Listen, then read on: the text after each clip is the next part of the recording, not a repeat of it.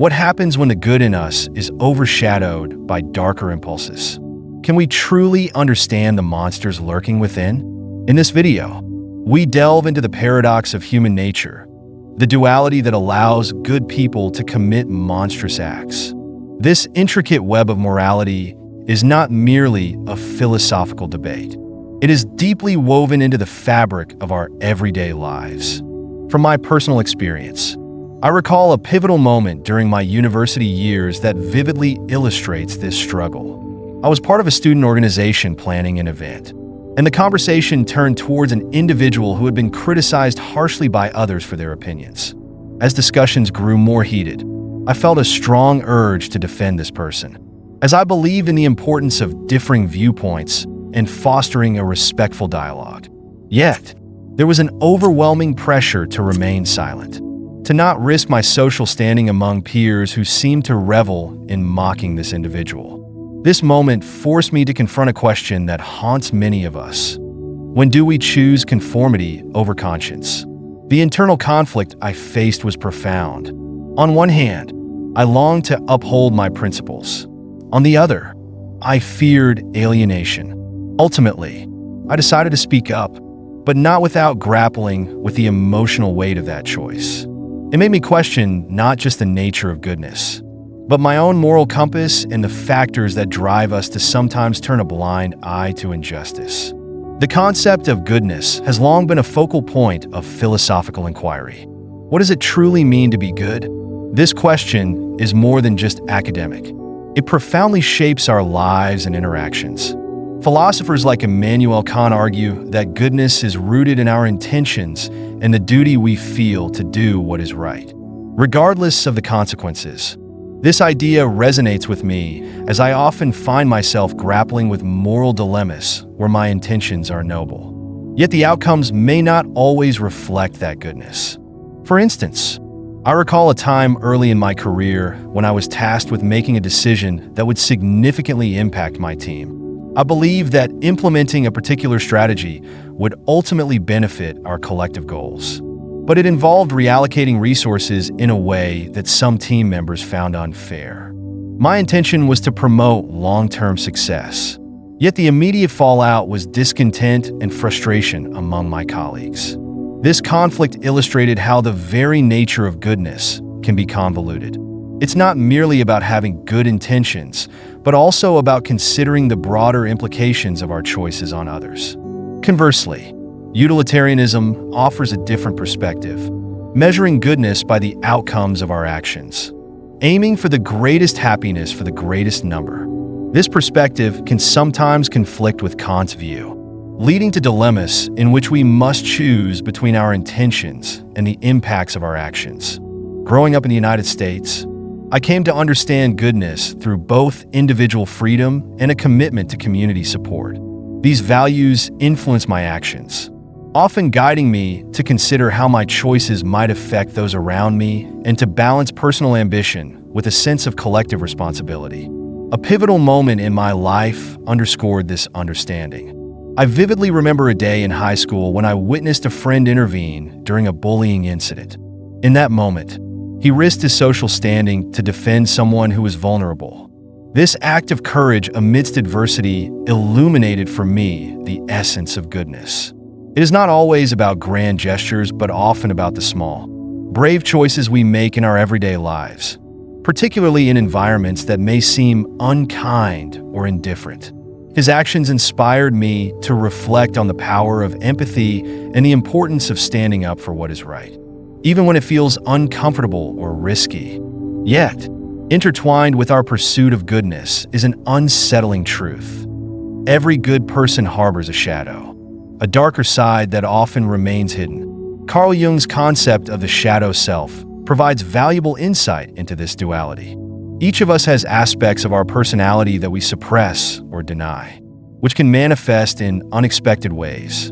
Acknowledging this shadow is essential for personal growth, as it allows us to confront the darker impulses that dwell within us. Reflecting on this, I recognize moments in my life where I felt compelled to act against my better judgment. There was a period when I experienced intense betrayal by a close friend. The feelings of anger and resentment surged within me, tempting me to lash out or seek revenge. It was during this turmoil that I learned about the importance of confronting our darker impulses. Instead of succumbing to that anger, I chose to engage in self-reflection. I explored the roots of my feelings, recognizing that my pain stemmed not just from betrayal, but also from my fear of losing trust and connection. This conscious decision to address my emotions rather than act on them taught me about the precarious balance between our altruistic and darker inclinations. History offers stark reminders of how good individuals can morph into monstrous figures. Figures like Adolf Hitler and Joseph Stalin exemplify this transformation, as their initial identities were often unremarkable. Understanding what led them down such destructive paths requires a nuanced analysis of the interplay between personal ambitions, ideological fervor, and the psychological burden of fear of powerlessness, fear of loss, and fear of irrelevance. This reflection compels me to examine my own potential for darkness. It serves as a reminder that the capacity for both good and evil exists within us all, and it is our choices, rather than our innate nature, that ultimately define who we are.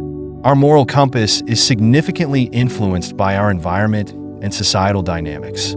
Factors such as peer pressure, societal expectations, and traumatic experiences can lead even the most virtuous individuals to engage in harmful behavior. The infamous Milgram experiment is a chilling illustration of this phenomenon, revealing how ordinary people can commit acts that go against their moral beliefs when prompted by authority. In today's interconnected world, the dynamics of social media exacerbate this issue. The desire for acceptance can create an environment where ethical lines are blurred. I recall an incident where I found myself drawn into a conversation online that contradicted my values. The pressure to conform was overwhelming, and it was tempting to compromise my principles to feel a sense of belonging. I remember reading posts that belittled others, and while I didn't agree with the tone, I hesitated to voice my dissent for fear of being ostracized. However, I ultimately chose to resist that temptation, affirming my commitment to my beliefs. This experience reinforced the importance of standing firm in our convictions, reminding me that our integrity should guide our actions in the face of societal pressure. Sharing this experience serves as a reminder that while societal pressure can be strong, our integrity and values should guide our actions, helping us navigate the complex moral landscape we inhabit. I believe that fostering a strong sense of self and community can empower us to make ethical choices, even when faced with overwhelming opposition. Despite crossing moral lines, the possibility of redemption exists. Many individuals have faced the consequences of their actions, sought forgiveness, and embarked on transformative journeys. Redemption is not merely a religious construct. It is a deeply human aspiration, fueled by the desire to make amends and to grow. A powerful example of this is the story of a former politician who was once embroiled in a significant scandal, resulting in public outrage and personal loss. Rather than retreating into shame, they publicly acknowledged their mistakes and embarked on a journey of atonement, using their platform to advocate for ethical governance and accountability. This transformation not only restored their reputation, but also inspired others to reflect on their own actions and the potential for change. Such stories highlight that redemption is achievable and can inspire profound shifts in both individual lives and communities. Empathy is crucial in this process. When we recognize the shared struggles of humanity, we cultivate compassion, which can foster healing. A personal experience stands out. I had to forgive someone who deeply hurt me. The process was arduous, filled with resentment and pain. I remember grappling with the anger that lingered long after the initial hurt. Yet, by consciously choosing to forgive, I found that it liberated me more than it did the other person. This act of forgiveness allowed me to heal, transforming my pain into a stepping stone for personal growth. As I reflect on this, I realize that our capacity for empathy and forgiveness is not only a pathway to redemption, but also a way to deepen our understanding of ourselves and others. It challenges us to embrace our imperfections and recognize that the journey toward goodness is ongoing and filled with opportunities for reflection and growth. By acknowledging our flaws and working towards improvement, we not only contribute to our own healing, but also foster a more compassionate world around us. In summary, we've explored the intricate nature of goodness and the dark impulses that reside within us all.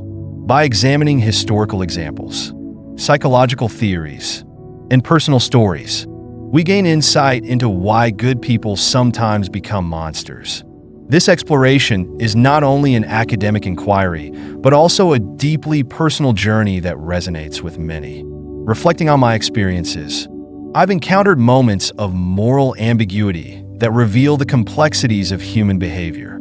For instance, during my professional career, I witnessed a colleague who initially demonstrated integrity slowly succumb to the pressures of ambition. Over time, they began to compromise their values, making decisions that prioritize personal gain over ethical considerations. This transformation was gradual yet alarming. It highlighted how easily one can stray from their moral path when confronted with the seductive allure of success. As we conclude, I encourage you to reflect on your own moral beliefs. Have you ever felt the temptation to stray from your values? What stopped you? I invite you to share your thoughts and experiences in the comments below, fostering a discussion on this complex yet vital topic. I believe that by openly addressing these struggles, we can better understand not only the monsters within us, but also the strength it takes to resist their pull. Thank you for joining me in this exploration of human nature. Together, let's strive to understand ourselves better and navigate the fine line between good and evil. Remember, acknowledging our darker impulses is not an admission of defeat. It is the first step toward genuine self-awareness and growth.